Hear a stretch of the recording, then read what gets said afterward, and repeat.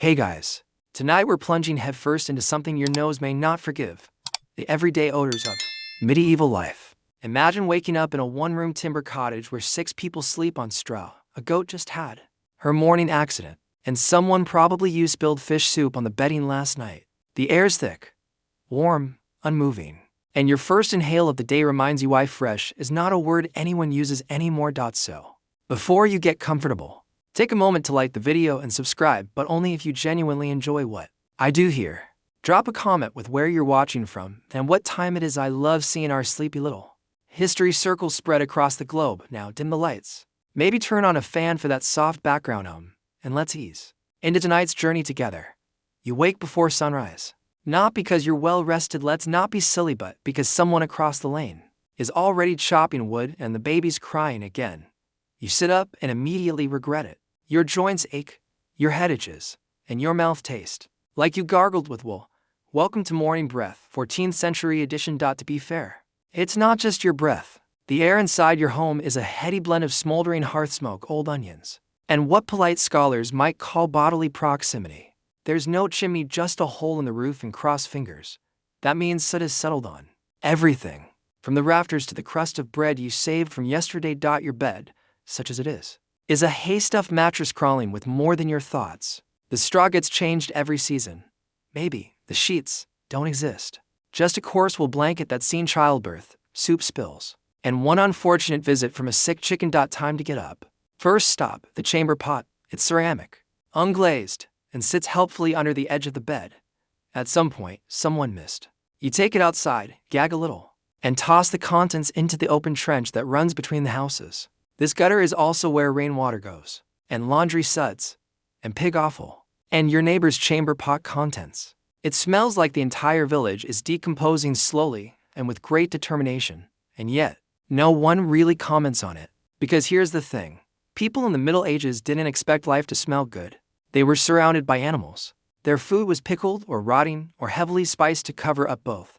They pooped in outhouses, buckets, or if you lived in a city, in the stairwell. Not joking.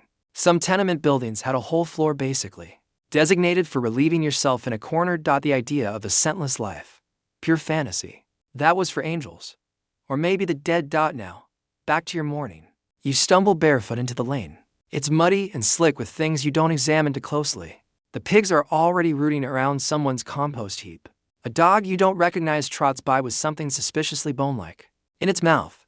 You nod at your neighbor, Alice, who's dumping her own chamber pot with a grunt and a shrug. Lovely morning, she says. Smells like it, you reply. One of the most enduring myths about medieval people is that they didn't care about cleanliness.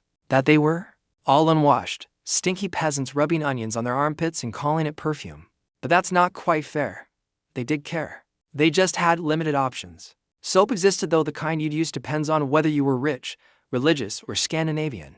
Alewives and washerwomen often made soft soap from animal fat and ashes. It worked, mostly, but it also dried your skin to parchment, and hot water wasn't exactly on tap. Most mornings, if you're lucky, you'll wash your face and hands with a cold rag dipped in a wooden bowl. If you're really lucky, someone boiled water for you. That makes it warmish. But baths? We'll get to those in the next section. For now, you rub a mint leaf on your tongue, if you can afford one. Otherwise, you might chew on a bit of fennel seed.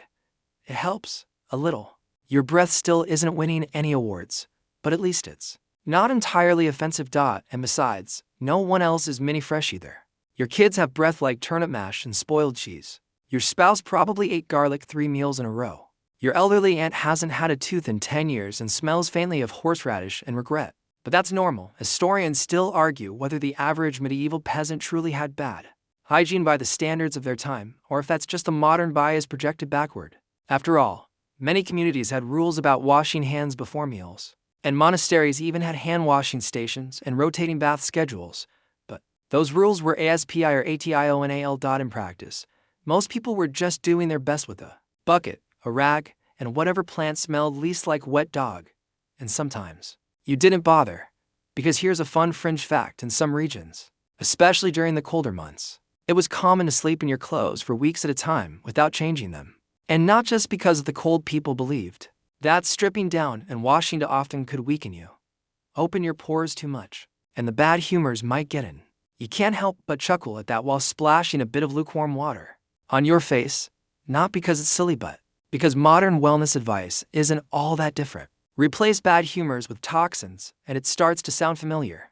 Anyway, once your face is damp and your teeth have been roughly scrubbed with a twig, that smells of last week's stew, you're ready for breakfast, which is dry bread. Again. You sigh again, but you also feel awake, sort of clean, kind of prepared. And as the church bell tolls across the village and a thin fog curls over the fields, you realize something unsettling. You're starting to get used to the smell. You decide today is the day you're going to get clean, or at least cleaner. The air is warm just enough to make the idea of dousing yourself with water seem merely unpleasant instead of outright cruel. The birds are singing, your underarms are arguing, and frankly, your socks could stand up on their own. Time to do something about it. But remember, this is the Middle Ages, not a spa weekend. You don't just hop in the shower and lather, rinse, repeat. You range to bathe, and that's an ordeal. Let's say you're not fancy. You're not a monk or a noble or someone with servants to heat water in gleaming copper basins. You're a regular townsperson or a peasant if you're particularly unfortunate. So your options are a bit limited. A wooden tub in your home if you have one, a trip to the river, or if you're lucky and live near a larger town, a public bathhouse. Yes, those existed. In fact, public bathhouses were surprisingly popular. In medieval Europe, especially in cities like Paris and London, they had wooden tubs, steam rooms, and even food service. You could get a bath, a shave, a snack, and possibly, depending on the establishment, a little something extra under the towel. Not everyone went for the hygiene. Let's just say some bathhouses earned reputations less for their lavender soap and more for their extracurriculars. But let's focus on you. You're here to clean. You trek across town with a bundle of linens and a coin or two for the bath keeper. The building smells complicated. Steamed herbs, damp wood, hot bodies, and something suspiciously like last week's mutton. You nod to the woman at the counter, hand over your coins, and she leads you to a small cubicle with a wooden tub. You strip, slowly because your clothes are stiff and your modesty is medieval. Inside the room, the tub is already full. The water's been reused a few times. You try not to think about that. Lowering yourself in. You exhale with a mix of relief and revulsion. It's warm, but it also smells like every other unwashed person who's used it this morning. Still, it's better than nothing. You rub yourself down with a rough cloth and a bit of soap made from lard and ash. It works well enough, though it clings to your skin like glue and leaves you smelling faintly of bacon. Not entirely unpleasant, just unexpected. This is where hygiene meets politics. In the early medieval period, especially before the 14th century, bathing was actually encouraged. Monasteries had designated bath days. Nobles built private bathhouses. Even peasants would set up makeshift tubs in kitchens or courtyards and get the family scrubbed once in a while. But then things changed. By the time you're imagining yourself here, say, the later Middle Ages attitudes toward bathing had shifted. After waves of plagues and disease outbreaks, some physicians began claiming that bathing could be dangerous. That hot water opened the pores and made it easier for illness to slip in. That not bathing was the safer option. So, cleanliness became suspect, suspicious, even sinful. Historians still argue whether this shift was widespread or more of a trend among the upper classes. In clergy, there's evidence that working class folks never fully gave up their tubs. They just got quieter about it. You, being neither noble nor overly pious, just want the grime off. After your bath, you dry yourself with a scratchy linen cloth and realize something disheartening. Your clean body is about to go right back into your filthy clothes because you only own one set, maybe two, if you're a real fashionista. Washing those clothes, a whole production involving boiling water, wooden paddles, ash soap, and the emotional stamina of a saint. So, into the damp tunic you go. By the time you leave the bathhouse, you feel half clean. Your skin's flushed, your hair is dripping, but your shirt already smells like the person who wore it last week, because that person was you. If public baths aren't available, your alternative is the river, which sounds lovely until you remember it also serves as your town's laundromat, fishery, garbage chute, and occasional horse crossing. You just robe on the bank, try not to step on anything sharp or biologically dubious, and wade into the icy flow. The water bites your ankles, then your thighs, and suddenly you're shrieking like a medieval kettle. You scrub quickly, very quickly, and when you're done, you scramble out, shaking like a wet chicken, wrap yourself in a blanket, and wonder why people call this refreshing. A quirky fact for your troubles: in some regions, especially Germanic areas, bathhouses were co-ed for much of the Middle Ages. Men and women bathing together wasn't unusual until the church stepped in and started clutching its collective pearls. Suddenly, public baths were moral battlegrounds, and you couldn't wash your armpits without someone accusing you of spiritual decay. Still, people found ways. In colder months, you might take what was known as a dry bath. No water involved, just a thorough rubbing with cloth, maybe some scented powder if you had it, and the strong belief that friction equaled freshness. Spoiler, it did in single quotes d. By the end of the day, your skin may be cleaner, but your sense of smell has taken a beating. You pass a butcher shop, its floor slick with blood and fat.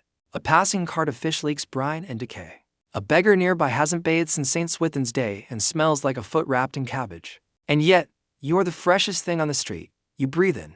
You breathe out. You adjust your now damp tunic and trudge home, already anticipating the next layer of grime tomorrow will bring. You were clean, briefly. Now you're just medieval again. You wake before dawn, and your nose tells you something is wrong before your eyes do. It's the chamber pot. You forgot to empty last night again.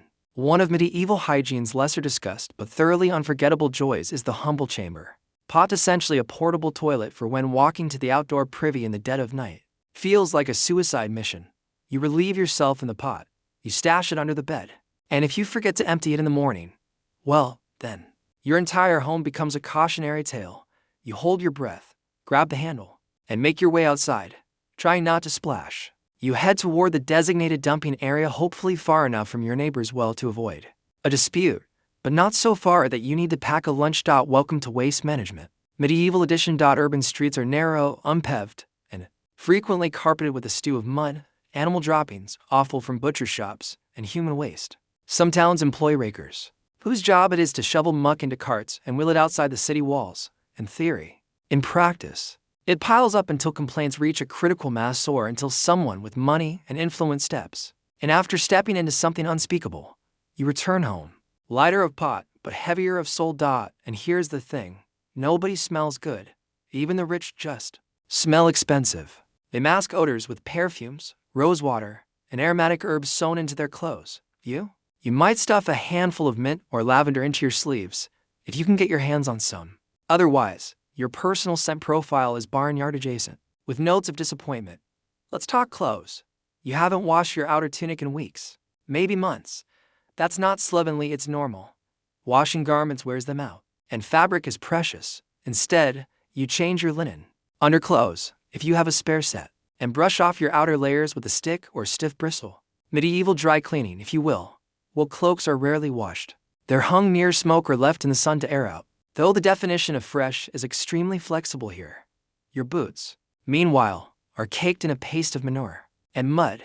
You try scraping them against the threshold stone, but it's a losing battle. Let's pause on that threshold. In wealthier homes, this is where rushes come in bundles of dry grasses spread across floors to absorb moisture. And mess, think of them as disposable carpets, but they're rarely changed. And over time they become a mosaic of crumbs, hair, fleas, spilled ale, and whatever the dog coughed up last week. Historians still argue whether medieval floors were truly this filthy, or whether later accounts exaggerated for dramatic effect. But whether it was knee-deep filth or just casually grimy, one thing is certain, sweeping was not a daily activity. Dust bunnies weren't just tolerated, they were practically domesticated. You step back inside and light a tallow candle. The air fills with the greasy aroma of animal fat because that's exactly what tallow is. Wax is a luxury. You're burning sheep or cow fat, and your nostrils know it. It's time for breakfast. You sit at the long wooden table, where a crust of yesterday's bread waits patiently beside a chunk of salted pork, and a hunk of cheese with the enthusiastic beginnings of mold. The bread's hard, so you soften it in ale. The pork is suspicious, but the salt covers a multitude of sins. You eat with your fingers like everyone else. Forks exist, but they haven't gone mainstream yet. You wipe your greasy hand on your tunic, or the dog, or both. The line between table manners and creative survival is thin. And now we address a crucial issue. Your mouth. Dental hygiene is a gamble. Toothbrushes aren't widely used, though some people chew on sticks or rub salt and ash on their teeth if you're lucky. You still have most of them. If you're not, you whistle when you speak, and suck your porridge through a gap wide enough. To rent as storage. Your breath, meanwhile, has declared independence. A steady diet of garlic, onions, and salted meat has weaponized it. You wonder if this is why no one stood too close at church. Either that, or you haven't bathed since Lent. Speaking of which, how's your hair? If you're a woman, it's probably braided or covered with a coif. Washing it is a chore saved for holy days, weddings, or sheer desperation. Men might crop it short to avoid lice, or grease it down with animal fat to keep it manageable. Either way, your scalp itches, and your comb has seen more fleas than fingers. A fringe detail: some folks believe that lice were inevitable and even cleansing, eating the bad humors right out of your body. So if you see someone flick a louse off their sleeve and smile, yeah, they might think it's medicinal. You sigh and glance toward the window, or what passes for one. Just a wooden shutter with a hole drilled in the middle. Glasses for cathedrals and royalty. The breeze coming through is welcome, but it also brings in the neighborhood's signature scent: compost, damp wool, and a hint of urine. You try not to breathe too deeply. Still, you adapt. Your nose grows numb. Your clothes become second skin. The scent of others fades into background noise. It's only when someone truly right passes by, a tanner, maybe, fresh from soaking animal hides in urine and dung, that you wince. Then, again, you know he's making good money. Leather doesn't tan itself. You're used to the smell of yourself. And somehow, that's the most medieval thing of all. You step outside again, if only for some air that smells slightly less like boiled shoe. Morning is in full swing now, and so is the town's olfactory orchestra, a chorus of open privies. Livestock, fishmongers shouting beside their slowly fermenting wares, and someone with a very loose interpretation of soap. A group of children races past you, barefoot through a puddle you're really hoping is just rainwater. You sidestep with reflexes honed by months of dodging questionable moisture. Medieval city streets aren't built with sanitation in mind. They slope inward, not outward, so all the runoff from shops, homes, and stables pools right in the middle. It's like someone built a moat and forgot the castle. Every few feet, a new scent arrives to challenge the last. A horse deposits a steaming gift. A tanner's apprentice hauls a bucket of something best left undescribed. A nearby butcher scrapes fat and offcuts into the gutter. You've learned not to look too closely at any liquid on the ground. Historians still argue whether medieval towns were truly this foul, or whether the smell of the past has been exaggerated by later writers with a flair for drama. But there's no denying that sanitation, as we know it, didn't exist. Sewage systems were rudimentary at best, non-existent at worst. Public bathhouses came and went, mostly went. Once fears of disease turned water itself into a suspect. You glance toward one of the town's public latrines. It's little more than a bench with a hole, suspended above a pit that nobody dares empty until it's absolutely full. You've used it once, and you still think about it in your nightmares. But maybe today's the day you brave the bathhouse. Maybe. Your local bathhouse is a strange combination of luxury and lice. For a small fee, if you've got the coin, you can rent a wooden tub, a bucket of hot water, and maybe a scrap of linen to dry off. Soap is optional, and usually homemade, smelling like ash, lard, and good intentions. Or if you're lucky, it's infused with herbs like thyme or sage. If you're really lucky, no one's been using the tub before you. There's no drain, so the water just sits there steeping, stewing. One of your more poetic neighbors refers to it as man soup. You decide you'll be dirty another day. And besides, you have bathed recently during the last big feast day, when a friend let you use her washtub. It was a whole event, heating water over the fire, lugging it bucket by bucket, stripping down in a room with the windows shuttered tight. You scrubbed with a cloth and sand for exfoliation.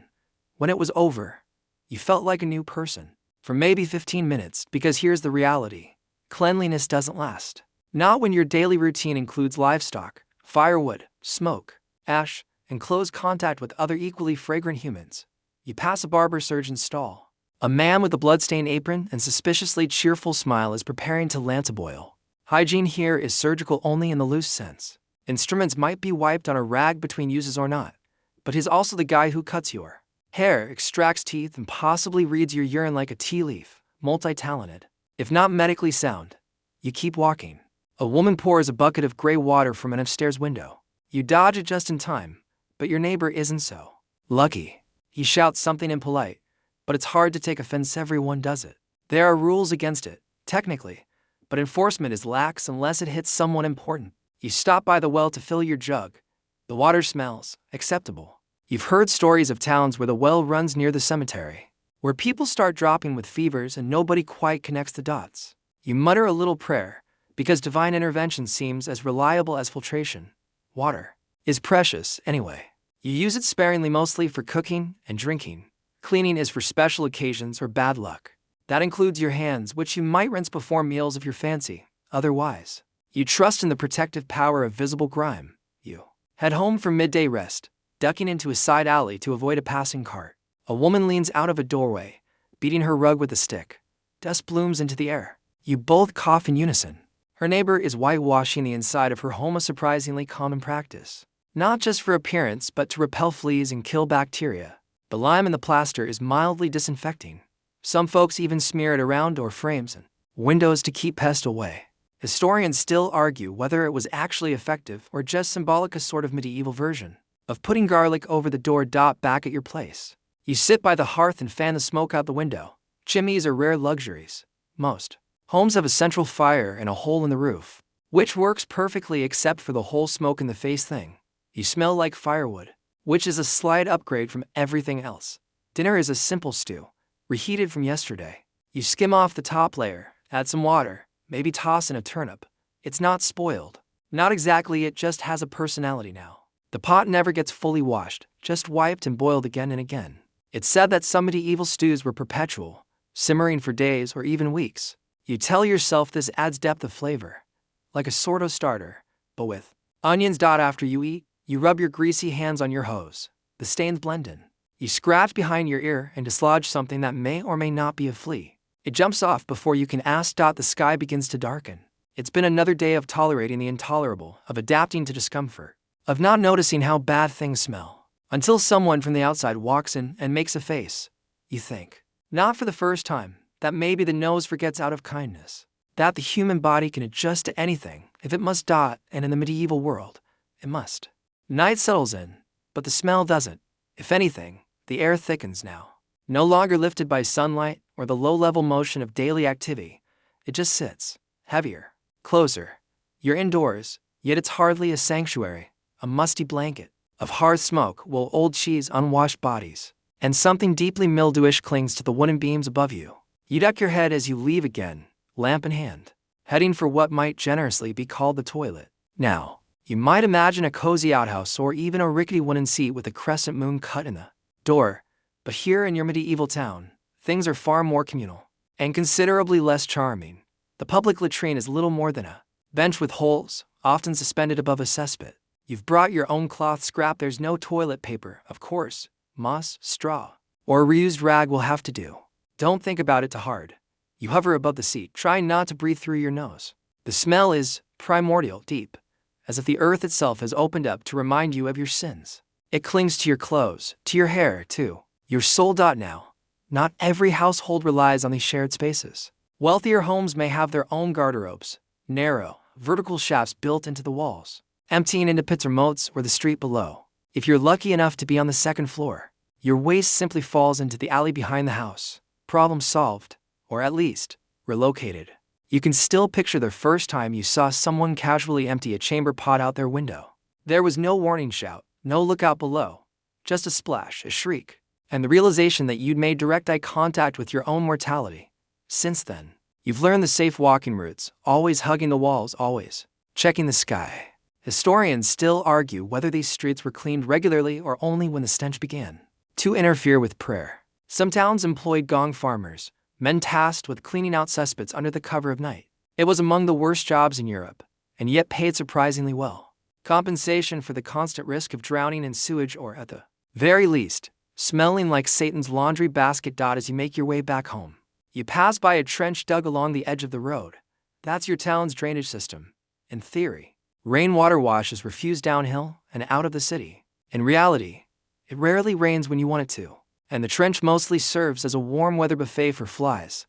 There's a bridge nearby, and under it flows, or rather, trickles a sluggish stream. It's blackish in color, with a glossy surface sheen. You decide not to investigate further. Once upon a time, it was the town's main water source. Now, it's just one more reason to boil everything you drink. You hear a splash and freeze. Probably just a rat, or a cat, or something that used to be a cat. People have adapted. They place fragrant herbs, lavender, rosemary, mint by windows and thresholds, hoping to mask the smell or ward off illness. Some carry little pouches of dried flowers called nosegays. Others walk around with a cloth dipped in vinegar tied over their face. And then there are the real fashion statements, plague doctor masks, stuffed with sweet-smelling substances and shaped like enormous bird beaks. Not exactly practical for daily wear, but you sort of get the appeal. You think again about your chamber pot. It sits under the bed, full from the day. You're supposed to empty it every morning, but supposed to is a flexible phrase. More often, it lingers until it overflows or someone trips over it in the dark. In fact, many households, especially the poorer ones, just pour it into the street. Not even under cover of night, just toss and go. There's a reason wooden shoes became popular. They were easy to rinse off. You turn the corner and pass a tannery. Even at night, the smell is impressive. Animal hides soak in vats of urine and quicklime. Workers stomp them barefoot to loosen the hair. Then they're rinsed and rubbed with animal brains to soften the leather. The scent is so strong it makes your nose twitch before your brain even registers it. It's said that in some towns, tanneries were legally required to be built outside the walls, but in others, they're right here neighbors to bakers and weavers and anyone unlucky enough to live downwind. You cough and pick up your pace. It's easy to romanticize the past cobblestone lanes, candlelight, the simplicity of it all. But your nostrils are doing their best to remind you that simple is not the same as pleasant. People in this world are constantly strategizing how to live in a state of controlled decay. Smell isn't just a nuisance, it's a signal of health, of wealth, of piety. A clean person might be seen as vain or suspicious. A smelly one might be considered hardworking or possibly cursed. Everything's negotiable. You pass a row of beggars asleep under a cloth canopy. One of them mumbles something and rolls over, revealing a face with open sores. You look away. Disease is always close. And with disease comes the paranoia. Bad smells aren't just gross, they're dangerous. Miasma theory rules the day. The belief that illness travels through bad air is widespread, and not entirely wrong.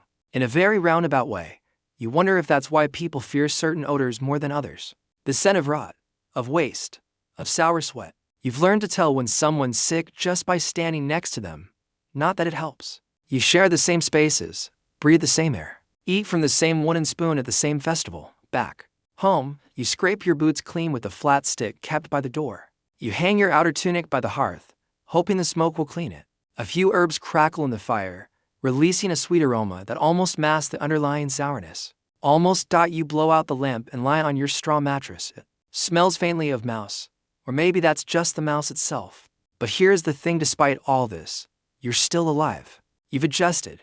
You've become nose blind. What once made you gag now barely registers. Your brain has rewired itself to cope. And in a strange, unspoken way, you even begin to feel proud. You are the descendant of people who endured this, who flourished, despite the odds, and the odors. Still, if you ever invent a time machine, you're installing a pressure washer first. You wake the next morning with your mouth tasting like a mix between sackcloth and regret. That's not uncommon. The air inside your home is still thick, denser than it was last night. If possible, you wonder if smell multiplies while you sleep. Your shirt smells like fireplace, your breath like old barley, and your blanket like damp goat.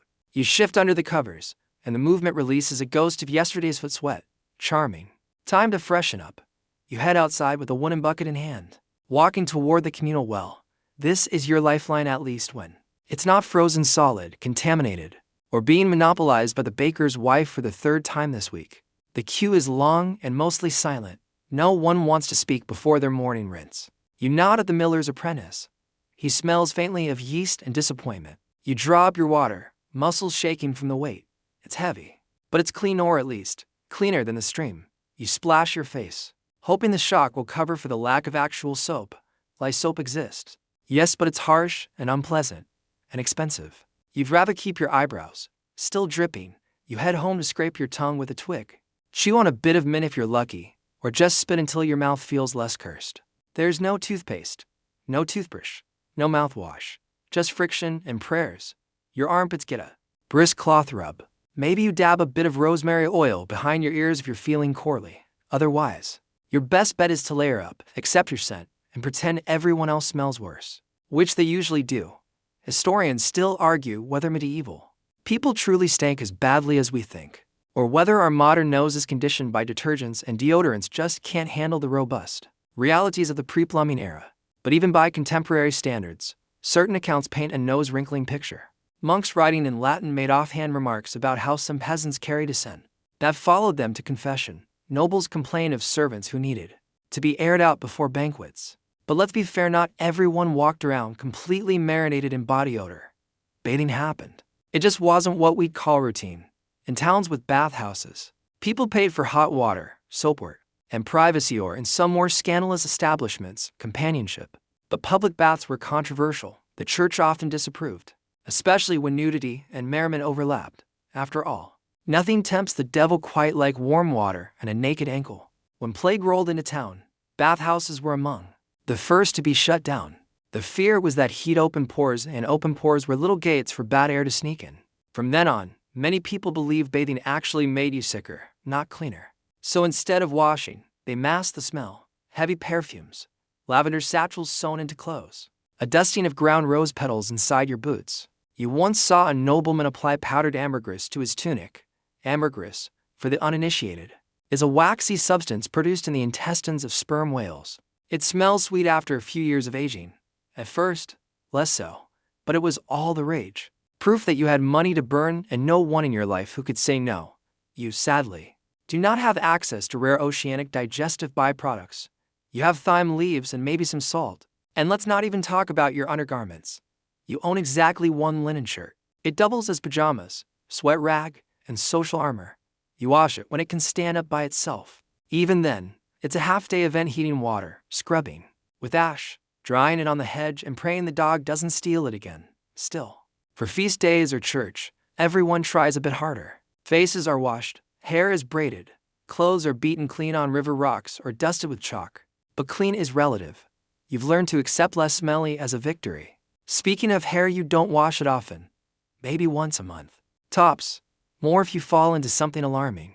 Otherwise, you scrape the scalp with a bone comb to remove lice and dead skin. Rub a little vinegar in and hope for the best.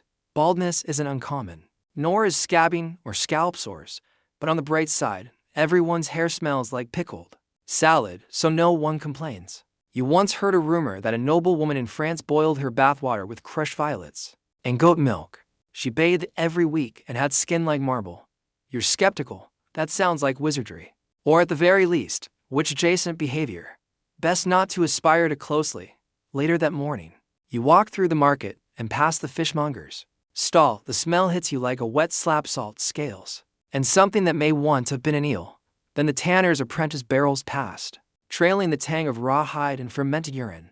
And let's not forget the dung cart rolling by, wheels caked with the city's least poetic exports. You gag a little, not from any one scent, but from the cocktail of them all. And somehow you still manage to find hunger. Maybe it's the scent of fresh bread from the baker's hut, or the way roasted onions cut through the fog of compost and sweat.